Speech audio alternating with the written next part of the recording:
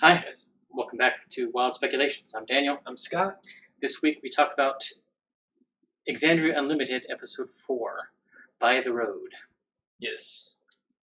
The first episode, I did not want to rewatch. Okay. And mostly for the latter half. And we'll get to that, I'm sure. But a lot of good things happened in the episode. But I do want to talk about something that we talked about last week, 2 weeks ago. Okay. Stonky's ring. Yeah. I suppose I could have done the due diligence and actually sifted through the hours and hours of where I think it came from, but I didn't. So this is still just my gut feeling. Okay. And my recollection. I am pretty certain it is from the D&D live events when the Avernus book. 2019? Yeah. Yeah. Okay.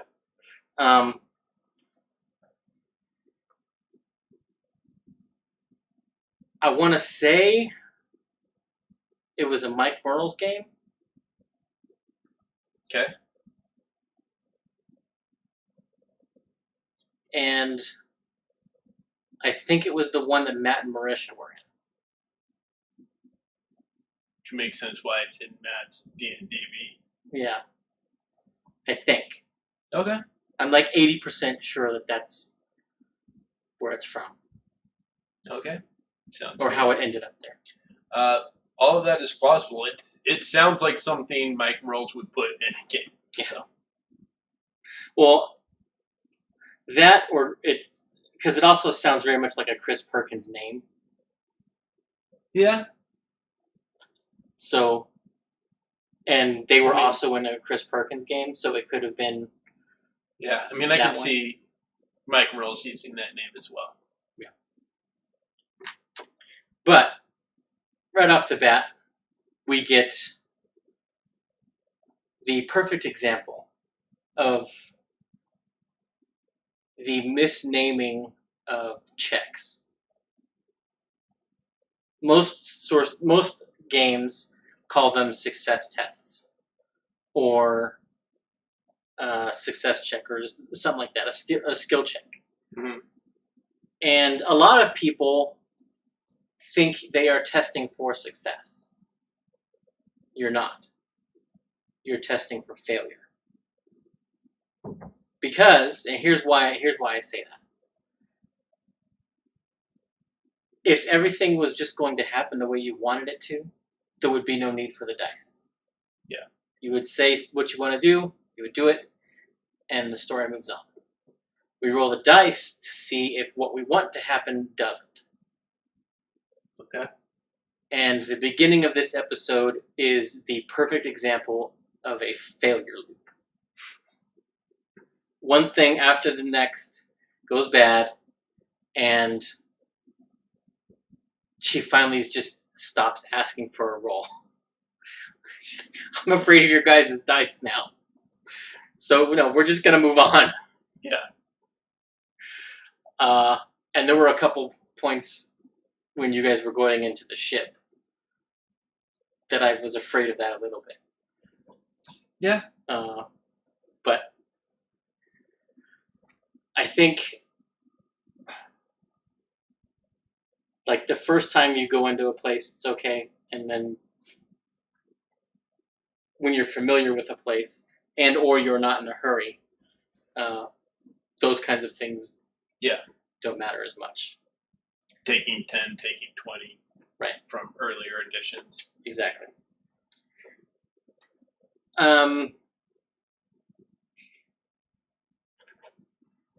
They notice it's leaving a trail of glitter. Yes. And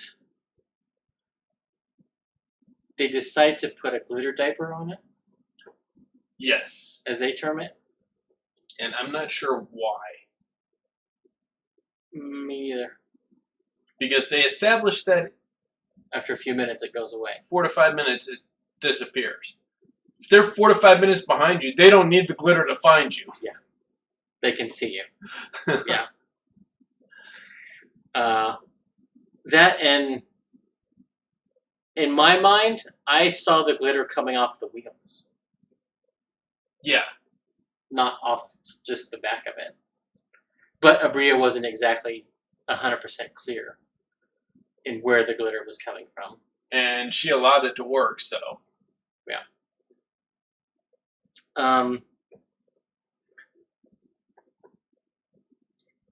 Do you think, because we talked about how Abria seems to ask for checks when maybe she doesn't need to. Mm-hmm. And you can see how she is, with their dice rolls, very often put herself in a corner. Because she wants to give them information. She wants to move things along and what have you, but their dice rolls are just crap. Yeah. And we'll get to that moving along here in a second. There's something that happened that I didn't catch on my initial watch, but caught on my rewatch.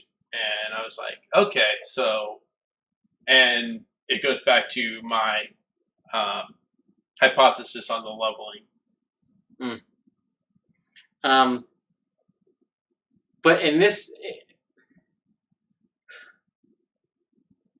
she had Fern make a wisdom save. Okay. Ashley rolled a 12. And she says, you feel this pull into the woods. And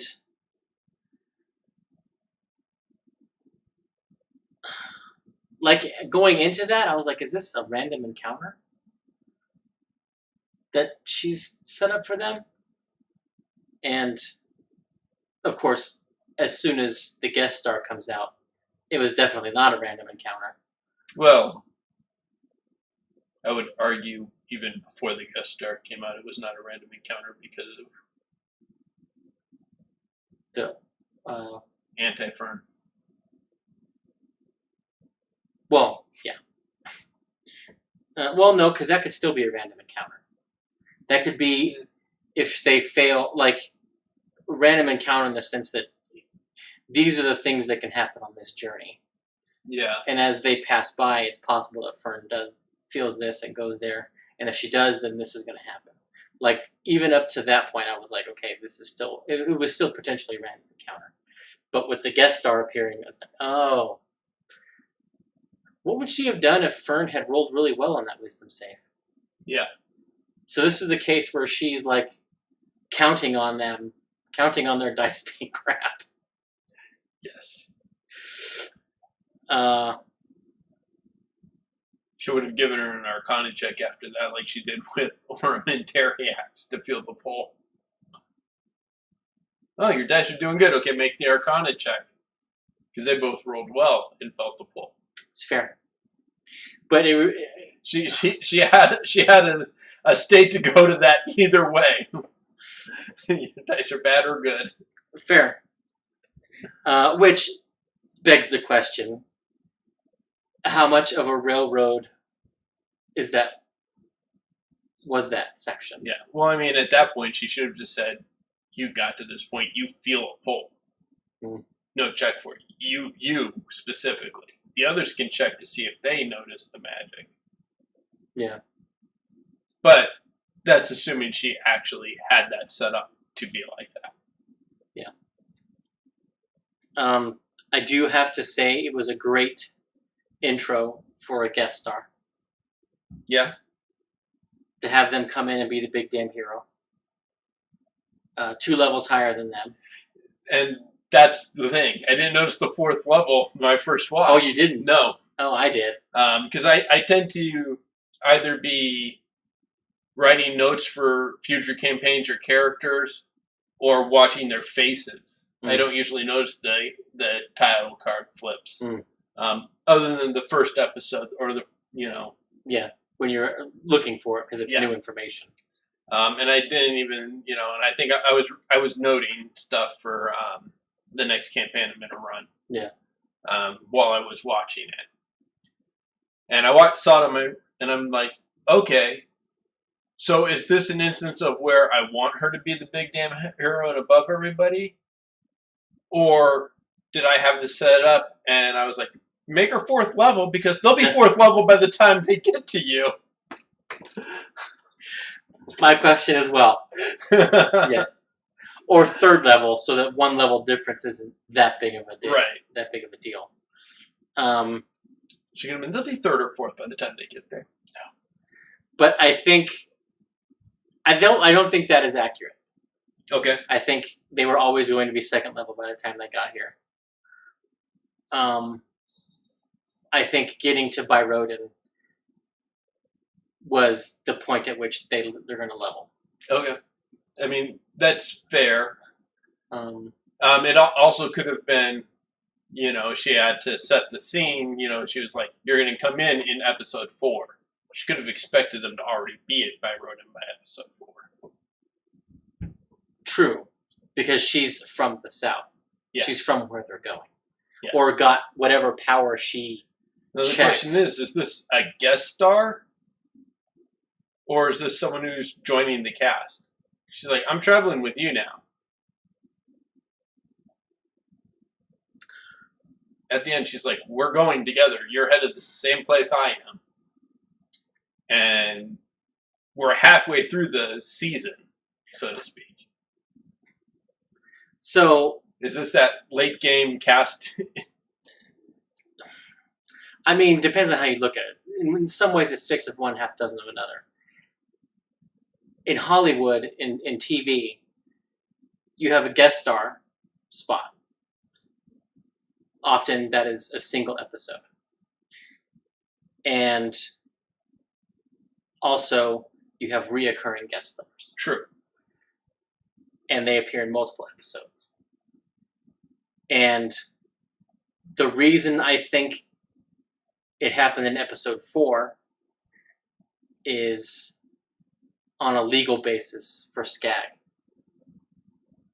Because you have to be in half or less of the episodes to be paid as a guest star. Coming in at episode 4, if she's here for the rest of the run, that's 4, 5, 6, 7, 8. That's 5 of the 8 episodes. That's over half. She may not be in all 5, Because she may sacrifice herself. Yeah, I mean, she may only be in 4. And, Yeah.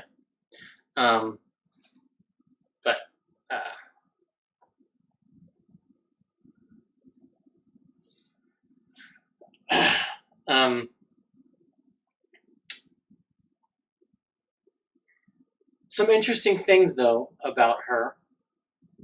She's Fire Ganassi. Yes. So now the second Ganassi we have. Yes. And it was mentioned that she has met these people before, and there was some elements of temporal shenanigans.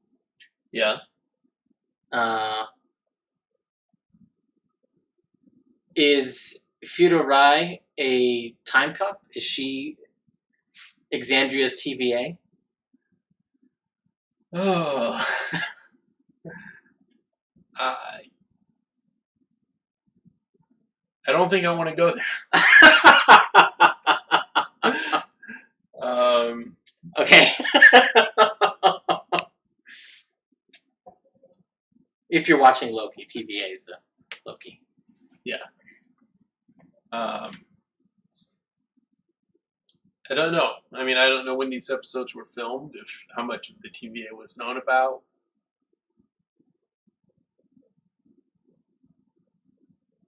Loki was only a month and a half. That's true. But lots of things in media parallel each other without... True. Just the zeitgeist. Divergent evolution, all that. Things happen at the same time.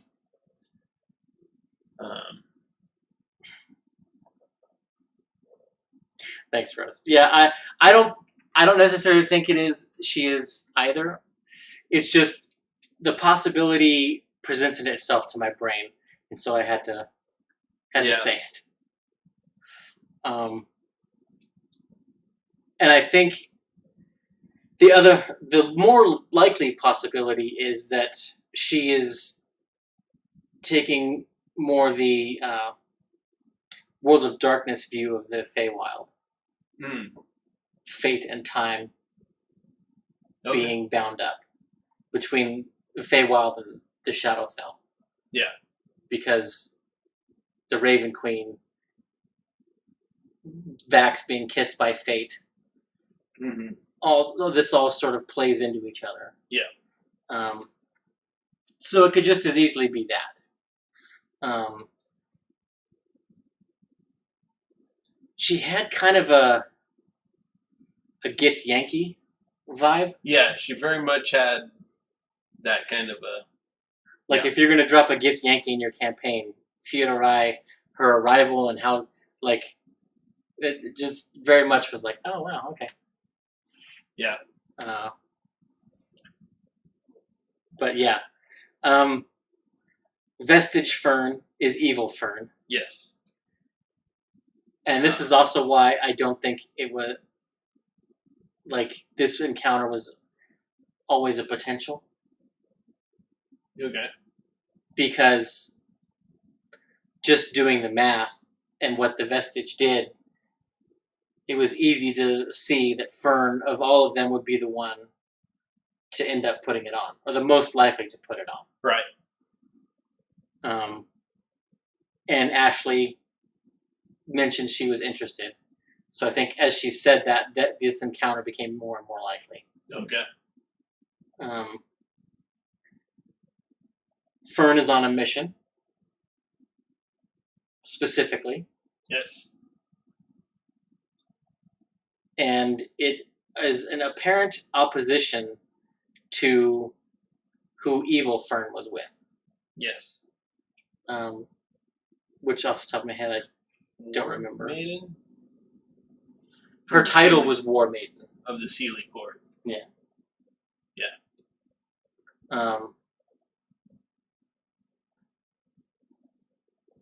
But all of this basically leads to more evidence of planar leaking.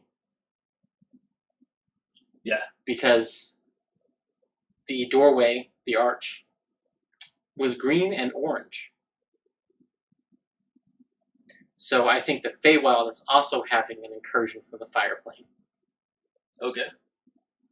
And the Sealy, if memory serves, are often equated to spring and summer. And Unseelie is fall and winter. Yeah.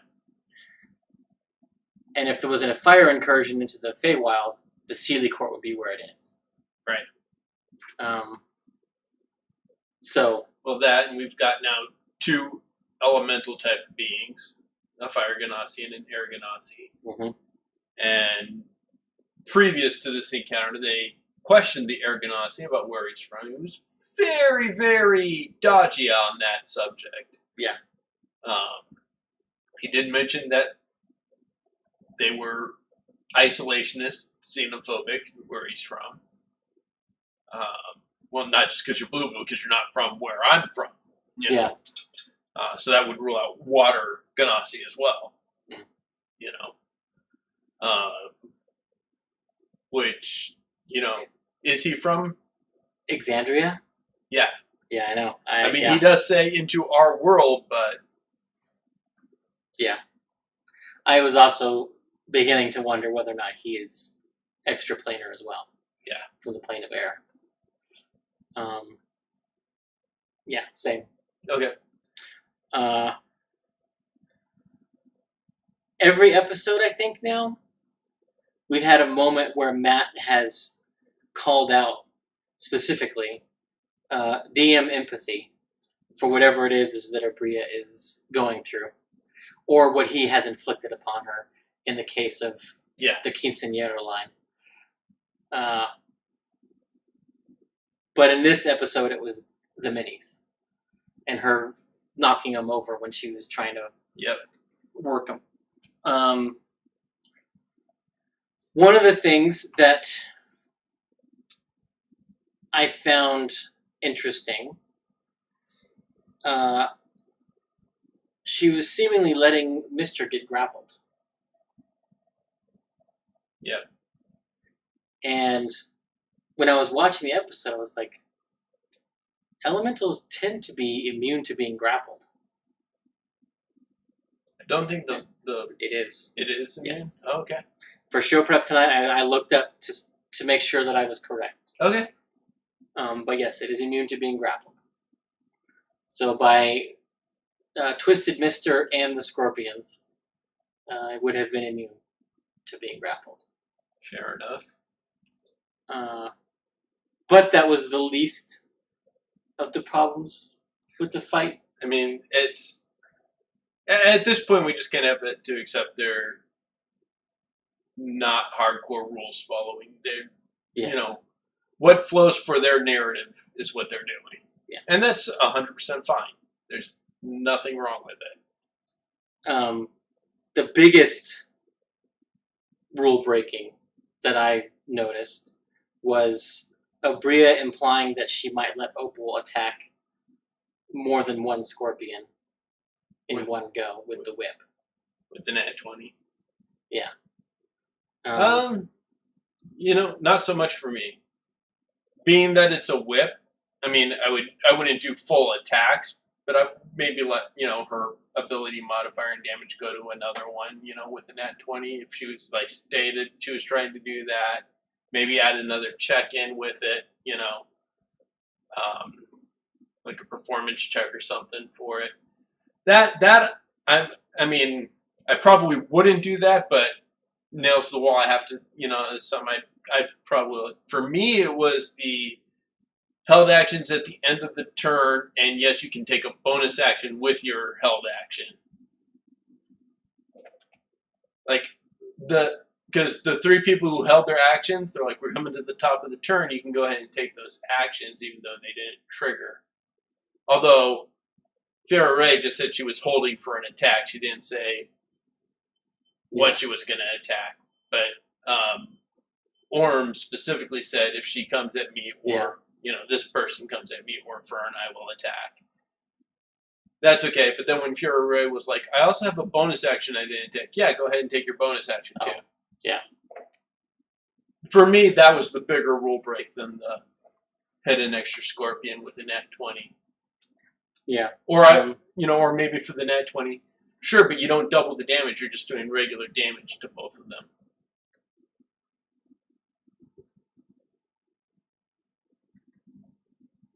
Something, Especially with a whip, the way a whip works, because you can.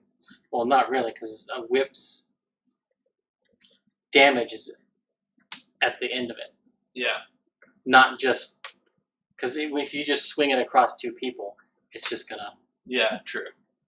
But it's the difference between rolling up a towel, snapping it, versus just swinging it across people.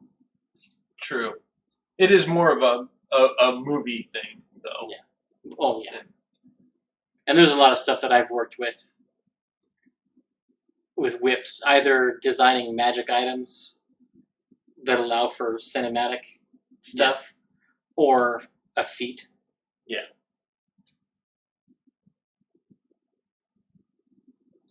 Rose, you might have a point that Abria just doesn't want to say you can't do that. Yeah. And is willing to work with them. And there are definitely DMs that err on the side of yes and. Yes. And Matt is arguably one of them. Yes. But I think... personally, of the streaming DMs that I've watched, I think B. Dave Walters has the best mindset on that. It's sure, you can try it. Whether you succeed or fail, my goal as the DM is, what is the worst possible thing that can come of this success or this failure? Okay, that's what I'm throwing at you. How do you handle it? Okay, What's the worst possible thing that can come from this success? That's how we're handling it. That's fair. You know, he calls it just lobbing sticks of dynamite and seeing how they scatter. Oh, you want to try something crazy? Okay, let's see what I can do. So yeah, that's a little adversarial for me, but I understand the. He definitely. I mean, it sounds adversarial, yes, but if you watch him run a game, it definitely isn't. It's what is going to give the most impact for this, you know. We have some character growth from Dariax. Yes. Healing Mister. Don't you say a word about this. So good. And the next big thing in the scene is when Opal drops. Yes. And Ted says, all I do down here is wait. Mm-hmm. And I was like, ooh. This was a huge... The Opal Ted was arguably the biggest thing in this episode. Yeah. And I'm 100% here for it. Yeah. Given what is said in that interaction and what we find out later when they get to Byroden, Ted died coming after Opal. Mm-hmm. So that's interesting. It feels very akin to Brother Voodoo from Marvel Comics. So, Brother Voodoo, he's a magic user, obviously. He was a doctor. He didn't do any of the voodoo religious stuff. His brother did, Daniel. His name Jericho and Daniel are the two brothers. Daniel dies, but his spirit inhabits Jericho's body. Gives him his magical powers. And he becomes a superhero. He becomes an adventurer. Yeah. Ted dies. Inhabits Opal. She's not in control. She's there. They can talk. They have talked. She's the source of her powers. Opal is an adventurer. Now, it's very loosely parallel, but, that was what because I don't think she's inhabiting Opal. I think she is in the Shadowfell. I think she is in the court of the Raven Queen. Per the post-credit scene, yes, she is in Opal. Because Abria specifically says, she looks at the darkness around her, in the dark, in Opal, where she resides. She specifically said, inside Opal. Oh. Yeah, I missed that. So... mostly because I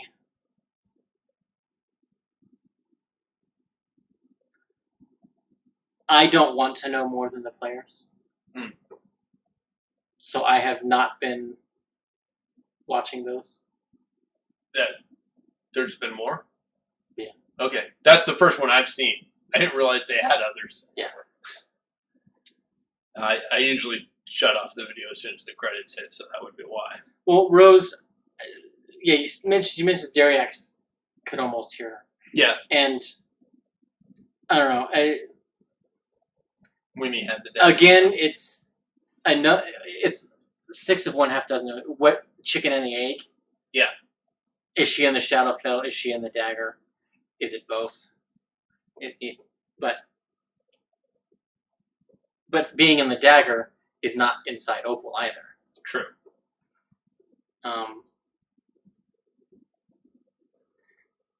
Which begs the question: if she makes the whip her hexblade weapon, is that going to be handled in any way? Yeah. So we'll see.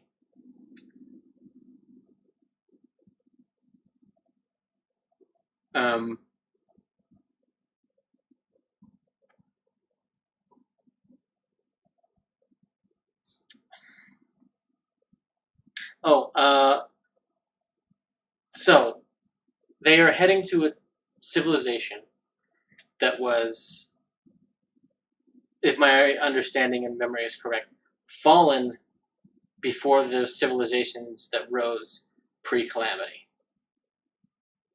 Okay. Like, they were gone when Aor was around. That's my understanding of the timeline that we're working on. Okay. Which gets to the creation myth of Exandria, which we saw a portion of in episode 1 of campaign 2. No, not episode 1. No, it was episode 1. The circus performance. Yeah. And the fire serpents. Mm. And the sisters. Yeah. And I think she's taken that and the elemental stuff that she's working with, and now we have 2 sisters with Opal and Ted. The only one I haven't figured out how they fit is Dariax. But I think he's the outsider or the insider. Hmm.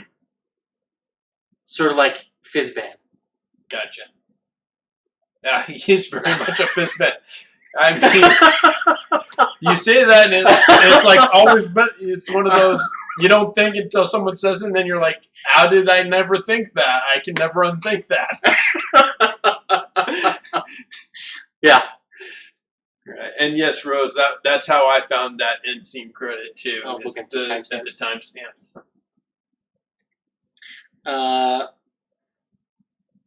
Yeah, I watched the one that I remember catching and made me go, I don't know if I like this. Was in episode 2, I think.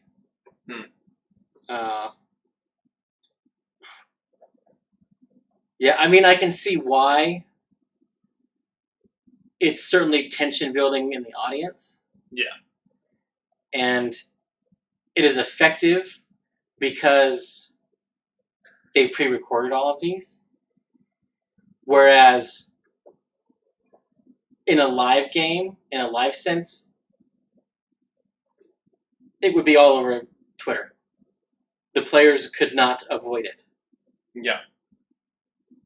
So she can get away with it in this context because everything is pre-recorded. So, yeah, I don't know. Yeah. Yeah, she just talks about Ted being in the dark, waiting, and that potential and power growing, waiting to bloom. Yeah, and in the other one that I remember, it was basically a cutscene to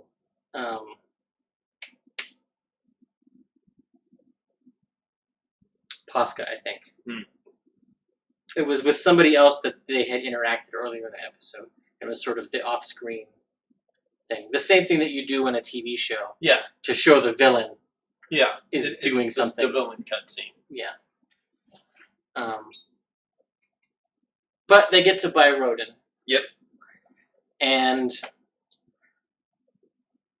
we get to see a portion of the world that Vex and Vax are from. Mm-hmm. You even have statues to them.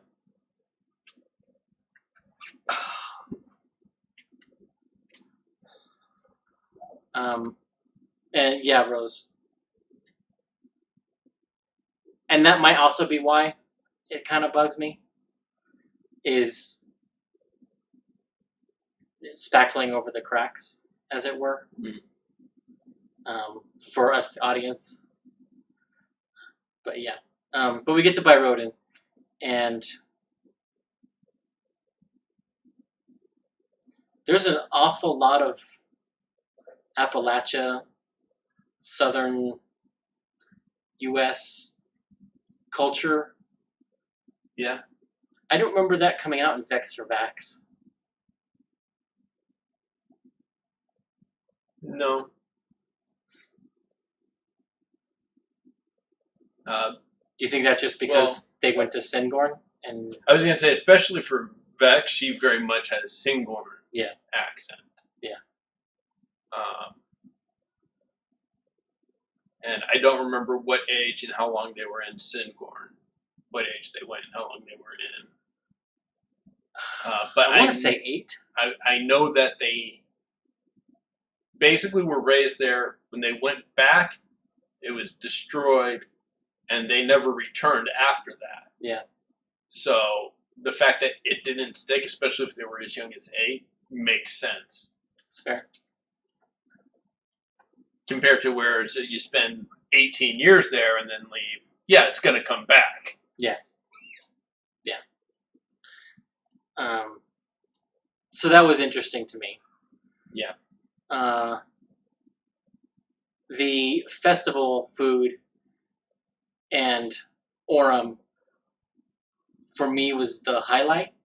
Well, really, I guess Orem through that whole last 90 minutes was sort of the highlight for me because he immediately and very happily became the fish out of water, the POV character of the audience. Mm-hmm. That's how I took it anyway. That's how I like. It could have easily been Dorian, who very much has a "I'm not from around here" vibe, but also he's been fairly standoffish and resistant to a lot of things. Yeah. And maybe Abria just wanted to have Liam in on something. And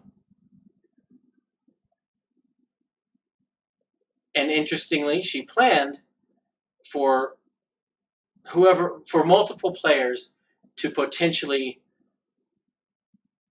not be involved in the pageant. Yeah.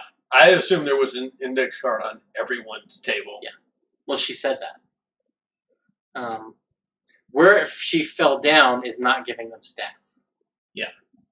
If the pageant goers are going to be making rolls, those cards should have had stat blocks. Yeah. But kudos for them. And yeah, Rose, also,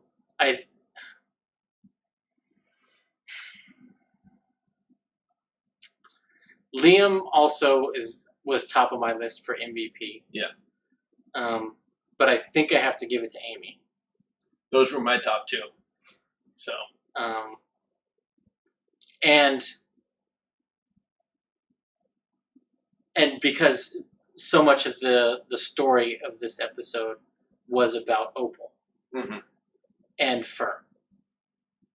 And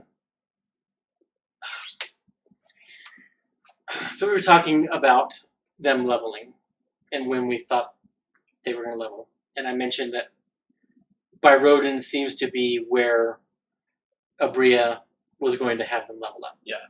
It's right before they go into the forest when they're going to be facing some of the weirder, nastier stuff. And they're going to be alone in it. Yeah. Where they had the Ashari at the ash hole and they had Gilmore to help them out of the nameless ones. In the forest, they're going to be alone. Yeah. I mean, if they have Theodora Rai, she leveled up too, so she's 5th level. She was rolling hit dice at the end and everything. I think that was a misunderstanding on her part. Okay. I don't think she's going to be 5th level. Because that's going to give her extra attack. Yes. And that's why I don't think she leveled up to 5th level. Because if you have a 5th level character, especially a monk, with 3rd level characters, the 3rd level characters are basically cannon fodder.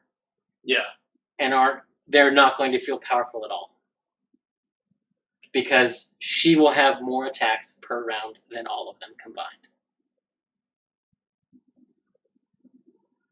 equal to them without spending any resources. No. I know there's 4 of them. So yeah, There's 5 of them. She has her attack and flurry of blows. That's 4 attacks. Okay, yeah. But she will be Essentially a party unto herself in comparison. yes. So that's why I don't think she's going to be 5th level. Yes, she could take on the party of 5 and hold her up.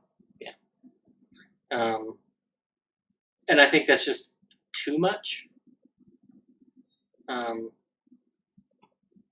Having her there as a way to prevent a TPK is good.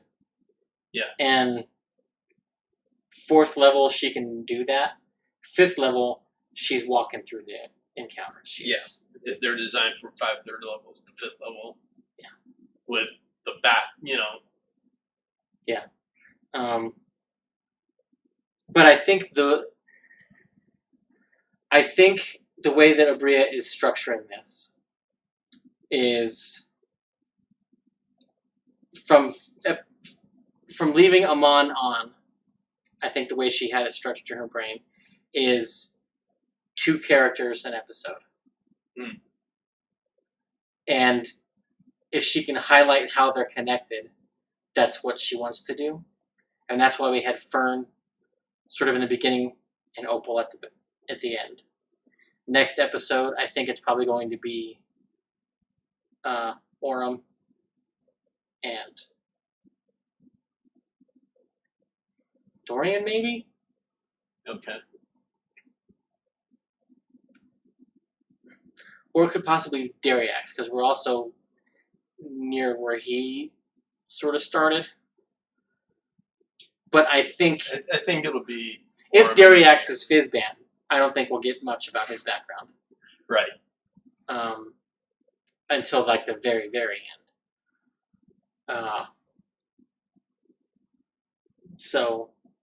But I expect we will have more about the planar stuff. Which is why I expect it to be Orem and Dorian. Yeah. Because Arashari, Air Elemental. Yeah. Obviously, they're connected. Yeah. In some way. Yeah. Yeah. The other,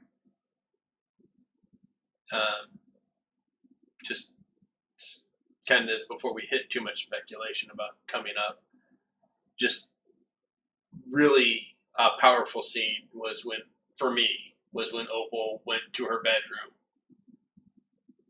and left the crown, the star. She's the star. She's known for being, and leaves the crown on Ted's bed. And it was basically Opal's apology to Ted. That Ted had been fighting for 2-3 episodes now. There was also sort of a Gamora Nebula vibe. Okay, yeah, I can see that. In some of Ted's dialogue. Yeah. Where, Opal is like Gamora, the favored one. And Ted is the non-favored one. The discarded. Yeah. And always feeling she has to take care of her sister despite getting no praise for it. Yeah. And no recognition for it. Because none of the townspeople seem to foreshadow that either. Yeah. Like there was talk about, she left just after you did. Didn't she find you? Kind of thing. But there was no joking around like, where would you be without your sister? Yep. Kind of thing. So there was no recognition from anyone else in the town of the stated relationship between the two of them. And I don't know if that was an oversight or on purpose. Right.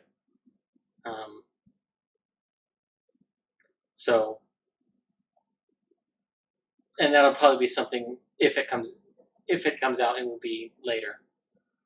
I have a feeling it will. I have a feeling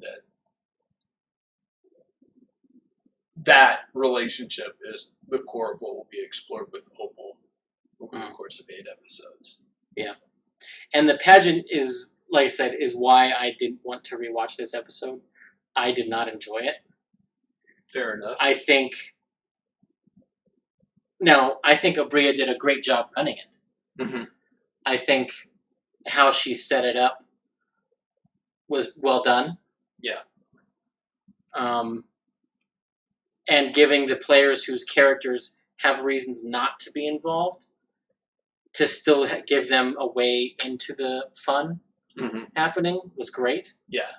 So that they didn't just sit there.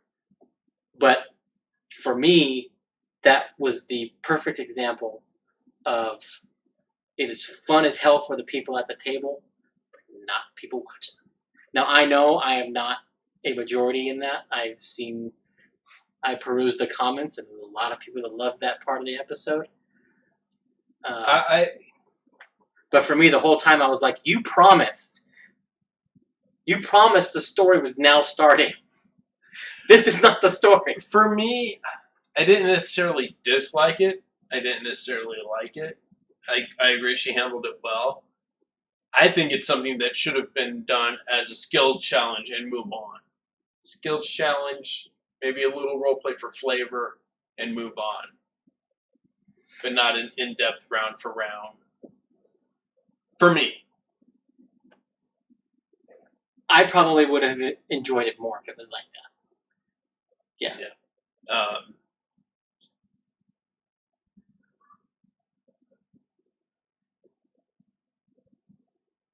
Yeah, Rose.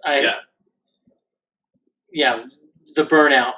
Yeah. And that's one of those things, and that gets back to it's a lot funner to be at the table doing it, because when you're at the table, that burnout doesn't necessarily happen. Right. Or it takes much longer to happen.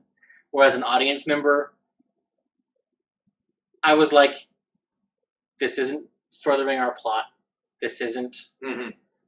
And exactly, Rose, the too long and the burnout, and that's exactly why I say a little bit of role play for the contestants, a skills challenge, and move on. It would have taken about half the time. Yeah. And you could have just gone on. Yeah. Yeah. So I don't know. Like in show prep today, and as I was organizing my thoughts in how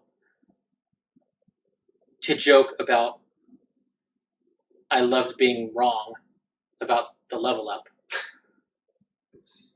It's all it took. One of us to say they won't do it. That's what I was thinking when it happened.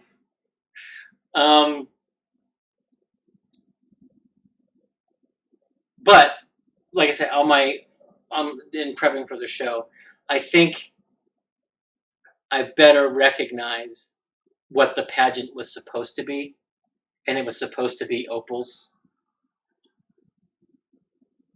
part of the episode. Yeah. Ferns was the first part because this is Feywild, this is how she got here, and introducing more of the world consequences of this adventure, and the latter half being Opal's part, and helping them gel as a team. Yeah. And I think if them gelling as a team was the goal of that portion, the pageant was not the way to do that, because it put them in competition with one another. Yeah. I think Amy hit upon it. Why don't you guys be my backup? Yeah. Where if that had been the outset, how are you guys going to help her win? Or how, and that also would have been enabled the people who didn't want their characters to enter the pageant, their characters could have been involved in helping it along. And it turns out Orem almost helped an NPC win. Which I think is also why I like that portion for Liam. Because Liam just decided, Lord Orem's been sort of shepherded around her and handed off to people in this place. It'll be fun to have him here for this. Yeah.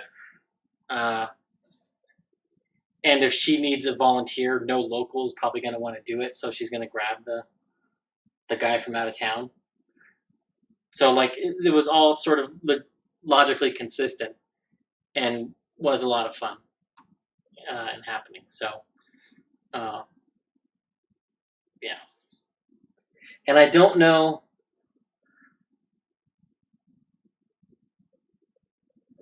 Like, Liam sort of made up the mechanics of the act on his own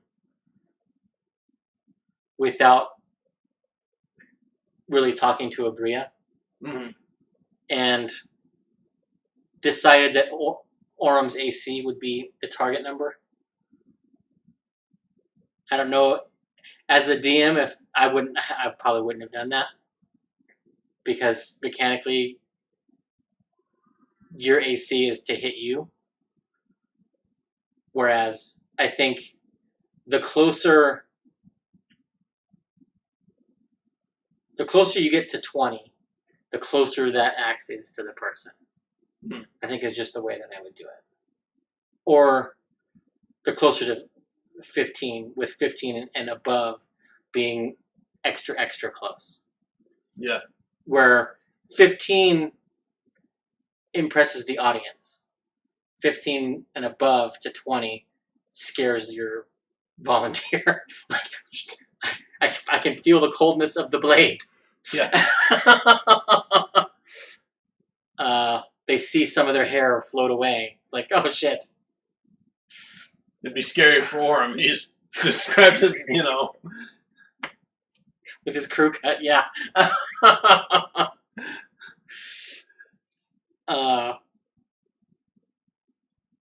But yeah,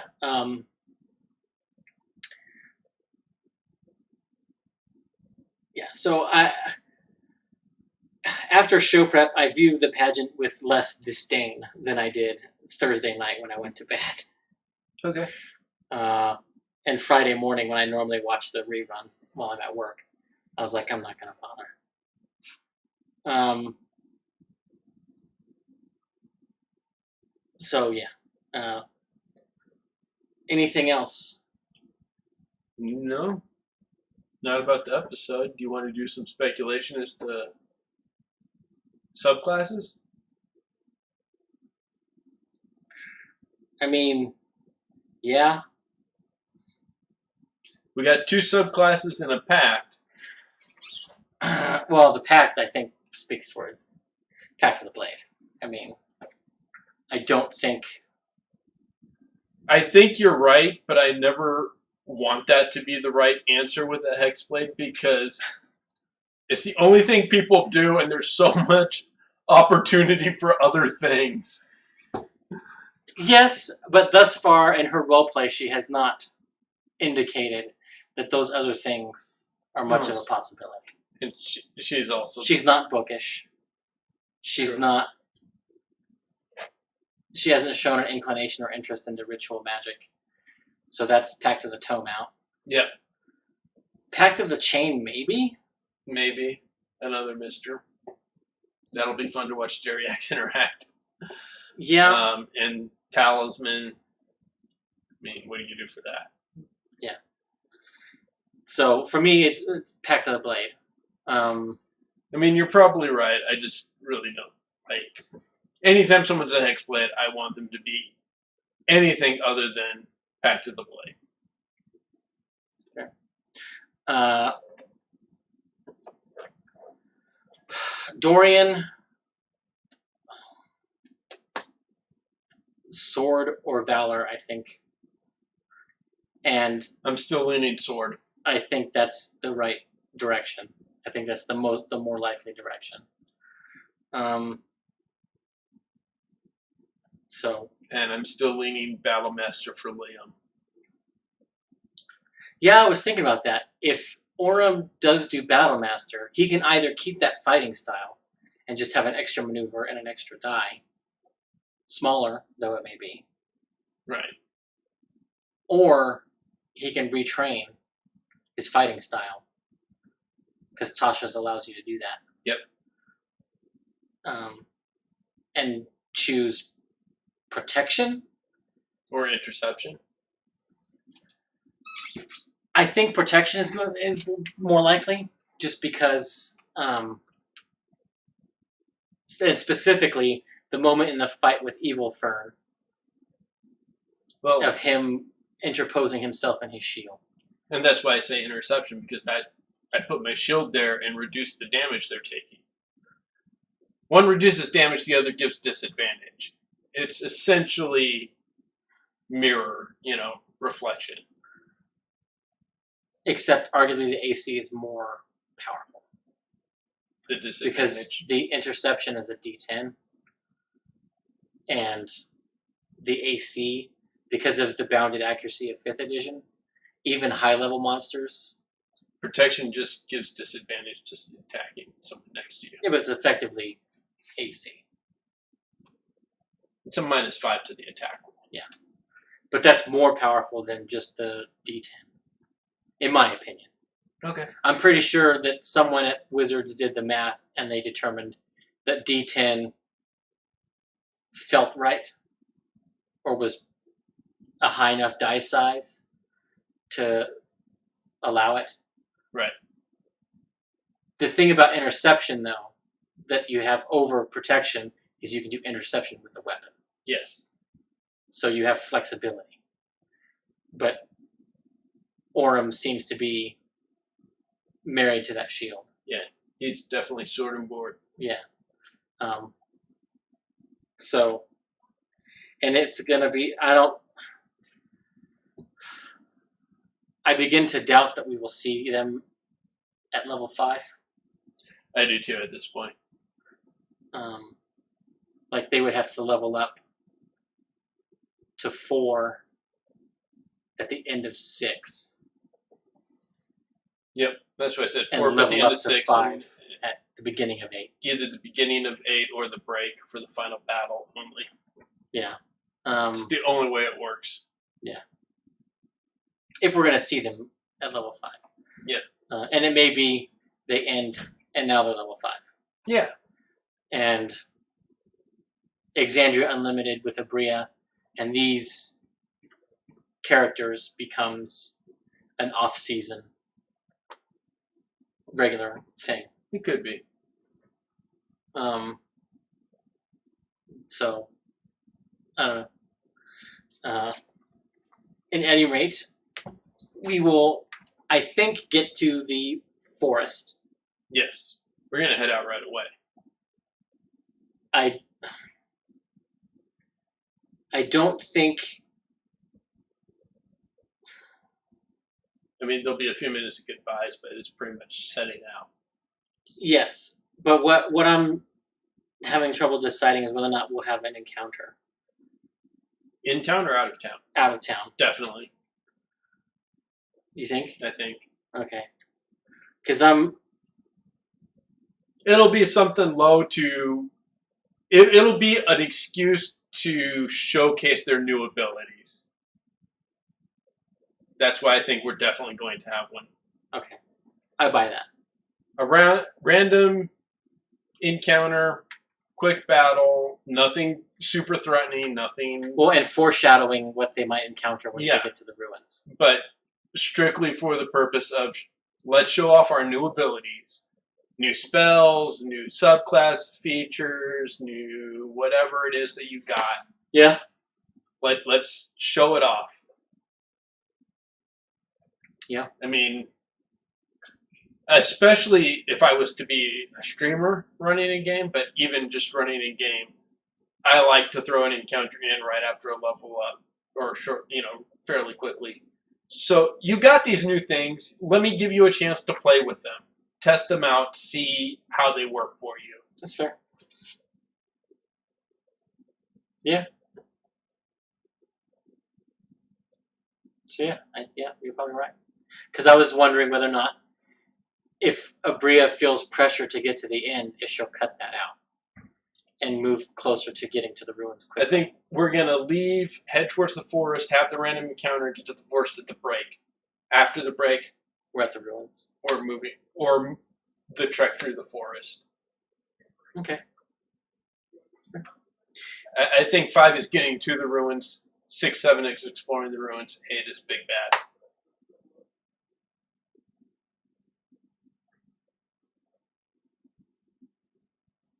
Yeah. So, All right. We will see what comes of Thursday, and we will see you guys next Tuesday. I guess.